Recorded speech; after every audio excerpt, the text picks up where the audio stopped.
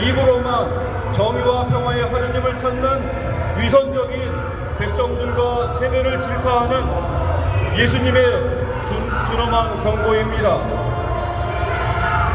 어쩌면 이 약한 세대는 오늘 우리 사회의 부정과 부패, 폭정과 독재가 준동하고 핵 오염수를 바다에 무단 방류하는 데 찬동하며 힘없는 국민을 죽음의 벼랑에 내몰고 인류 공동의 의문인 바다의 죽음을 방조하는 우리를 두고 하신 말씀이 아닌가 묵상하게 됩니다. 지금 이 나라에는 세 가지 죽음의 그림자가 엄습했습니다.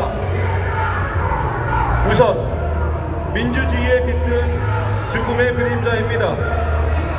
국민주권의 민주주의가 죽어가고 헌법 정신이 죽어갑니다. 검찰의 독재와 윤 정권의 폭정은 헌법을 가벼이 여기고 자신들이 지켜야 할 주권자의 생명과 안전을 죽음으로 내모으고 있습니다. 작년 2022년 8월 폭우 때 신림로 반지하 세 번의 충수 사망에서 시작해서 10월 이태원 참사, 또다시 올해 7월 14명이나 숨진 청주 5성 지하사도 참사에 이르기까지 국민을 살리려는 정부는 또 국가는 없었습니다. 더욱이 꽃다운 청년 159명이 숨진 이태원 참사의 경우 1년이 되어가는 지금까지 정부는 어떤 반성이나 사과조차 하지 않고 있습니다. 상식과 정상을 벗어나도 한참을 벗어났습니다. 사회 각 분야를 각종 이권 카르텔로 매도하여 건설 노동자 양회동 형제를 죽음으로 내몰고 교육 현장의 선생님들의 조건을 추락시켜 학부모 갑질의 희생양이 되도록 만들었습니다. 이처럼 검찰의 변종독재와 정부의 폭정은 이 나라의 민주주의를 죽음의 올감에 걸어놓았습니다. 두 번째는 한반도 평화와 민족의 역사에 덮인 죽음의 그림자입니다. 군사적 힘 대결로 한반도는 전쟁 위기가 조장되고 남북한 평화 공전으로 그 희망이 절명의 위기에 놓였습니다. 1972년 7월 4일 남북 공동선언으로 시작으로 민족의 평화 통일 공전을 위한 장구한 남북 정상들의 노력은 힘에 의한 평화를 외치면서 하루아침에 물거품이 될 지경입니다. 이제 남북한의 군사적 긴장과 적대적 태도는 언제 전쟁이 나도 이상하지 않을 지경에 놓였습니다. 북한을 군사적으로 대응하기 위해 일본과 협력하겠다는 발상 역시 국민의 넋을 놓게 만듭니다. 나아가 100여 년 전 반민족 친일 매국노들이 바로 하던 그때와 똑같이 친일 매국 현상을 목도하고 있습니다. 일제 강제동원 직연자에 대한 제3자 변제안부터 최근 장관 인사청문회에서 드러난 이완용의 매국 부정 발언, 대한민국 건국일 논란 등 윤 정부의 내각은 일제시대 조선 총독부가 아닐까 하는 착각을 불러일으킬 정도입니다. 나라의 역사와 민족 정도는 없어도 좋다는 인식이 윤석열 정부의 국정 철학이 아닐까 여기게 합니다. 세 번째로 해양 생태계 바다에 드리운 죽음의 그림자입니다. 전 세계가 위중한 기후위기로 몸살을 앓고 있는 이 시대에 일본은 삼중수소를 포함한 죽음의 핵 오염수를 무단으로 바다에 투기함으로써 해양 생태계 그리고 우리의 바다 죽어가고 있습니다. 바다에서 일어나는 일, 또 우리를 둘러싼 생태계에서 벌어지는 일은 곧 우리에게 닥칠 일입니다.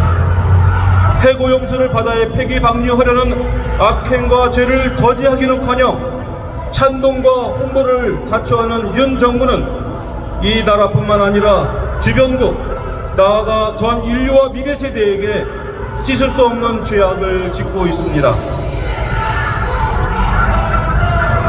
이러한 죽음의 그림자가 우리 사회를 무겁게 내리누르고 있는 가운데 우리는 모든 힘과 지혜를 모아서 이 죽음의 장막 그림자를 걷어내야만 하겠습니다. 여기에 사제의 수도자들이 교우들과 함께 광장에 모여 기도하는 이유가 있습니다. 윤석열 개인과 특정 정당에 대한 반감 때문이 아닙니다. 사제들이 광장에 나선 까닭은 가톨릭 사회 교리에 따라서 검찰 독재와 폭정으로 무너져가는 민주주의, 그리고 군사적 대치와 전쟁 불사 태도로 커져가는 한반도의 평화, 돌이킬 수 없는 해양 생태계의 치명적인 오염 앞에 하느님 창조 질서 보존을 위한 저항과 함께 이 나라의 민주주의, 아울러 민족의 평화 공존을 기도하기 위해서입니다. 지난 4년 우리는 최악의 전염병 코로나 바이러스를 경험했습니다. 이제 우리는 또 다른 바이러스, 검찰 독재라는 변종 괴물 바이러스를 경험하고 있습니다. 이 검찰 독재라는 바이러스의 숙주는 무엇일까 묵상해 봅니다. 무능한 정치구조, 부패한 검찰 조직과 진실을 조작하는 언론 집단이 떠오릅니다.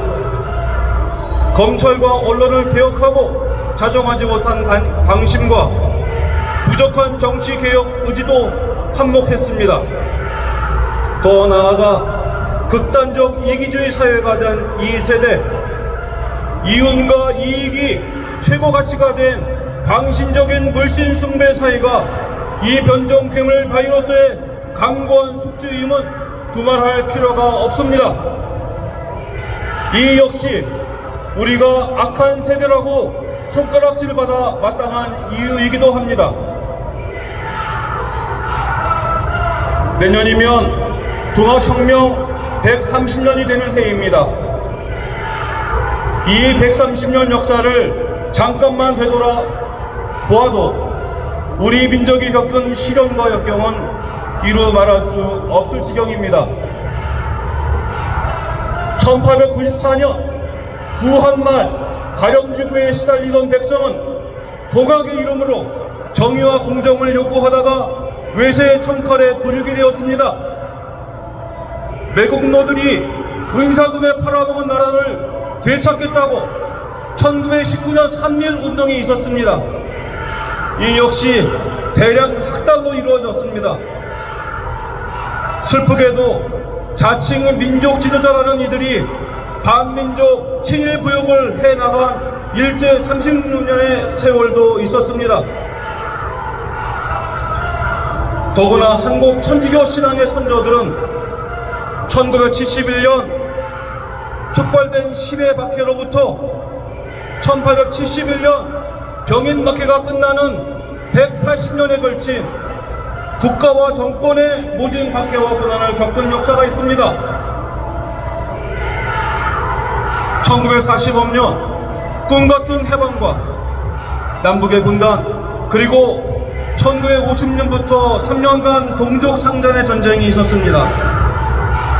또 1960년 이승만 독재에 맞섰던 4.19 시민혁명과 이어진 박정희의 군사반란, 1980년 신군무에 맞선 광주민주항쟁과 광주를 피로 물들인 전두환의 군사반란이 있었습니다. 아울러 국가부도 위기가 내몰렸던 1997년 외환위기, 국정을 영업이익의 수단으로 여겼던 이명박 정권, 대통령을 대신해서 측근 최순실이 국정을 농락했던 박근혜 정권 시절이 있었습니다.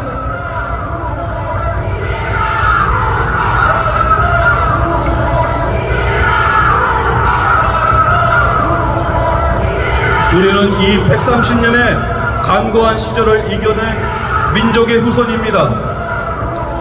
조선과 대한제국, 일본 제국주의와 전쟁, 군부 독재를 관통해온 국민이기도 합니다. 특히 우리는 지난 1987년 군부 독재의 고리를 끊고 직선제 민주주의를 쟁취했던 6월 항쟁의 함성을 지금도 기억하고 있습니다. 선거를 통한 평화적 정권 교체도 맛보았고 2017년 촛불 함쟁으로 소유의 대통령 탄핵까지 관철시킨 불굴의 민지 시민입니다. 아울러 우리 천주교인 역시 180년 조선의 박해 기간 최소 만여 명의 신앙 징벌을 배출하면서도 소멸하지 않고 굳건히 이 땅에 뿌리를 내린 신앙의 후손들입니다. 그러므로 우리는 이러한 민족의 정기에 힘입고 역사의 교훈에 용기를 얻어 순교 정신으로 검찰 독재, 윤석열 정권의 폭정과 불의에 저항하고 고발해야 하겠습니다.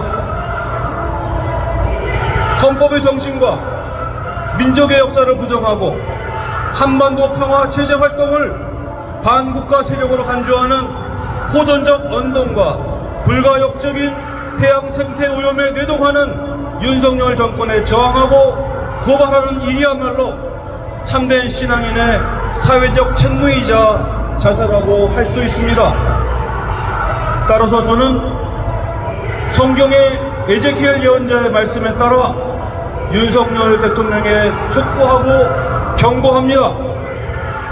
에제키엘 18장 28절의 내용을 참조합니다. 그 폭정과 검찰 독재의 악한 길에서 돌아서십시오. 지금까지의 어리석고 야만적인 언행에 회개하십시오. 그래야만 당신이 살 것입니다. 저는 우리 신앙인이 윤석열 정권의 검찰 독재와 폭정이 종식되는 날까지 저항과 기도를 이어가는 것이 마땅하다고 믿습니다. 또한 이것이 오늘 복음에서 예수님의 준엄한 심판의 말씀, 악한 세대에서 벗어나 참된 예수님의 제자, 참 신앙인의 자세로 돌아오는 길임을 고백합니다. 아멘.